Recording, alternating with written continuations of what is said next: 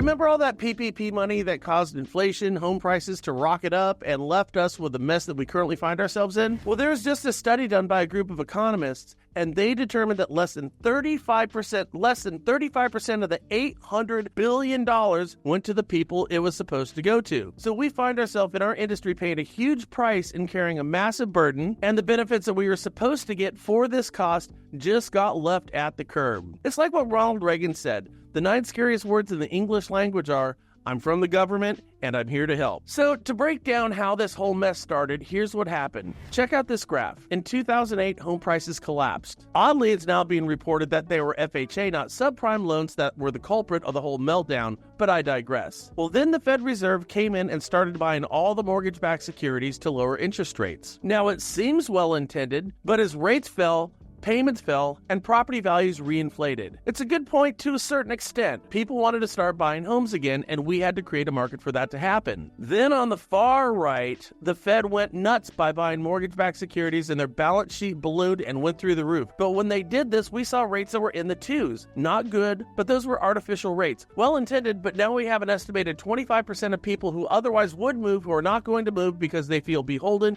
to their rate like Gollum did to the ring. So no buyers, no sellers. We created a market that was guaranteed to get mucked up with the rates that we gave people in the 2s. So here's where we are today.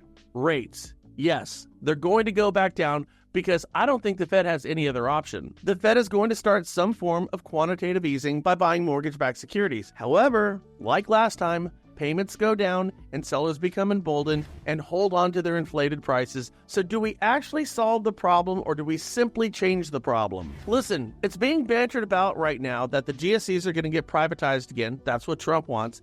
And the money that the Treasury would make would be enough to build 3 million new homes. And inventory is only the real true solution that we have in front of us.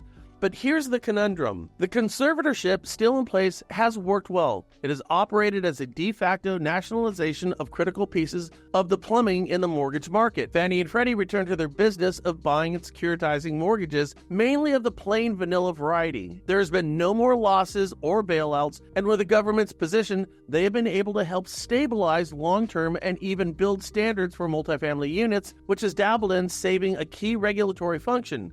So my question is it the right time to destabilize the market by privatizing the GSEs, or are we going to create another problem? Now, either way, we do know that rates are going to go down, and there's going to be a lag before buyers figure out that they can go ahead and reinflate their prices. So the best thing that you can do as a loan officer and a realtor is get all your people pre-approved and ready to pull the trigger, because when that window happens with rates down and prices being a little bit lower, that's where you're going to find your bargains. So start working on that today, and your business will look better tomorrow. I hope this helps.